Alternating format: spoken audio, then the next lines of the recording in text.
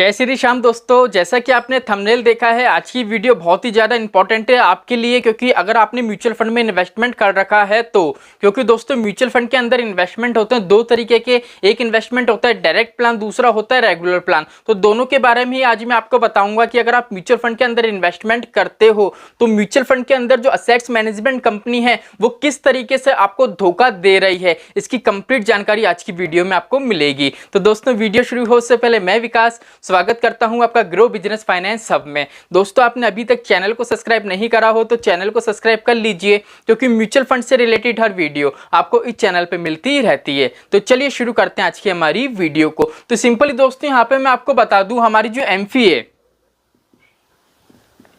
हमारी जो एमफी है, इसने साफ साफ क्या कर दिया है, प्रतिबंध लगा दिया है। अब किस चीज का प्रतिबंध लगा दिया है मैं आपको बता दूं दोस्तों। म्यूचुअल फंड के अंदर क्या होता है, जैसा कि मैंने वीडियो की स्टार्टिंग में बोला, दो तरीके के आपके इन्वेस्टमेंट होते हैं। एक होता है डायरेक्ट प्लान, दूसरा होता है रेगुलर प्लान। अब डायरेक्ट प्लान में तो क्या होता है, बस एक फंड मैनेजर होता है, बस एक फंड मैनेजर होता है जो हमारे फंड को मैनेज करता है और एक्सपेंस रेशियो के रूप में क्या है, वो हमसे उसकी तनख्वाह लेता है, सैलरी लेता है, ठीक है। लेकिन रेगुलर प्लान में क्या होता है दोस्तों, डिस्ट्रीब्यूटर होते हैं, एजेंट होते हैं, एडवाइजर होते हैं, ठीक है। फंड मैनेजर तो होता है, फंड मैनेजर के साथ में क्या होता है, एडवाइजर, डिस्ट्रीब्यूटर, एजेंट, ये सब चीजें होती हैं। तो उनको भी हमको पैसा देना पड़ता है। लेकिन क्या है यहाँ पे, म्यूचुअल फंड के जो डिस्ट्रीब्यूटर्स हैं, ठीक है, इनमें दोस्तों पता है क्या कर रखा है, अभी मैं आपको बताऊं कि म्यूचुअल फंड में दोस्तों जो असेट्स मैनेजमेंट की कंपनियां हैं, उनने डिस्ट्रीब्यूटर को बोल रखा है कि अगर हमारा जो ये फंड है, ठीक है, अगर आप इसको प्रॉपर तरीके से इसका टारगेट कंप्लीट करते हो, उसमें इतना इन्वेस्टमेंट करते हो, तो हम आपको ट्रिप देंगे, हम आपको गिफ्ट देंगे। जैसे मान लीजिए अभी हाल ही में कैसे इसमें डिस्ट्रीब्यूटर को बोला गया था कि आप अगर टारगेट कंप्लीट करते हो तो आपको एक ट्रिप मिलेगी, हम आपको मोबाइल से लेकर टीवी तक का कोई सा भी गिफ्ट दे सकते हैं। इसलिए एमफी ने क्या करा है, एमफी ने साफ साफ बोल दिया है असेट्स मैनेजमेंट कंपनी को कि अब जितने भी डिस्ट्रीब्यूटर हैं उनको किसी भी प्रकार का आप लोभ नहीं दे सकते हो, ना तो गिफ्ट के रूप में दे सकते हो, ना कोई आप ट्रिप दे सकते हो। क्यों नहीं दे सकते हो, क्योंकि क्या होता है दोस्तों, डिस्ट्रीब्यूटर लालच में आके कहीं ना कहीं क्या करते हैं, वो ये नहीं देखते कि इन्वेस्टर का माइंड क्या है, वो इन्वेस्टमेंट किस टाइम के लिए करना चाहता है,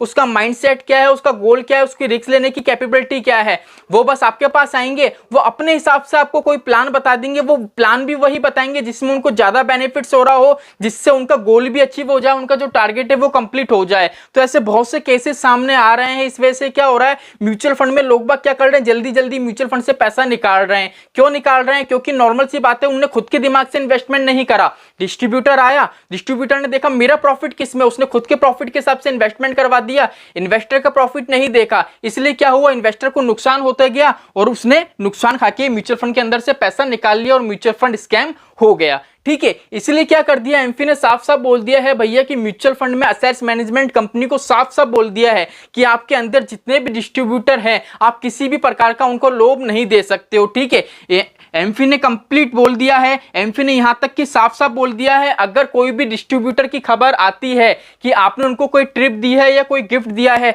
तो सीधे सीधे जो वो डिस्ट्रीब्यूटर है, ठीक है, उनका क्या कर दिया कर जाएगा, लाइसेंस है वो कैंसिल कर दिया जाएगा, ठीक है। तो यहाँ पे कंप्लीट गाइडलाइन आई है दोस्तों, एमफी की बहुत अच्छी गाइडलाइन है। इससे क्या होगा, जितने भी इन्वेस्टमेंट करते हैं रेगुलर प्लान वाले, वो कहीं ना कहीं डायरेक्ट प्लान में शिफ्ट होंगे, क्योंकि दोस्तों म्यूचुअल फंड के अंदर जो आपको रिटर्न मिलता है वो रेगुलर प्लान में नहीं मिलता है, डायरेक्ट प्लान में ही बेटर रिटर्न मिलता है। अगर हम बात करें रेगुलर प्लान की और डायरेक्ट प्लान की, तो दोनों में दोस्तों अगर फ्यूचर में, जैसे मान लीजिए आपका 30 साल का कॉर्पस है, मुझे 30 साल तक इन्वेस्टमेंट करना है, तो 30 साल बाद जब आप देखोगे तो लाखों रुपए का डिफरेंस आपको देखने को मिल जाएगा। इसलिए एमफी ने साफ साफ बोल दिया है कि भैया जितने भी डिस्ट्रीब्यूटर हैं उनको किसी भी प्रकार का लालच नहीं दिया जाएगा, क्योंकि लालच के चक्कर में ये क्या करते हैं, इन्वेस्टर का पैसा गलत जगह इन्वेस्ट करवा देते हैं, जिससे क्या होता है, म्यूचुअल फंड में रेगुलर बेस पे क्या होता है, लिक्विडिटी नहीं रहती है। जैसे मान लीजिए आपने म्यूचुअल फंड के अंदर इन्वेस्टमेंट करा, अब सभी फंड को कंपलसरी है कि 5% का कैश होल्ड रखना पड़ेगा। अब नॉर्मल सी बात है, जब इन्वेस्टर का पैसा ही गलत जगह